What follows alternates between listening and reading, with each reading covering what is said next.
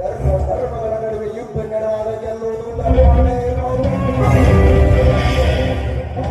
ನಾಟಕದ ಕೊನೆಯ ಸನ್ನಿವೇಶದವರೆಗೂ ಧರ್ಮದ ನೆತ್ತರಲ್ಲಿ ಕಾಲಿಟ್ಟು ಅಟ್ಟಾಸ ಮರೆಯುವುದೇ ದೇವರಾಜನ ಕರ್ಮ.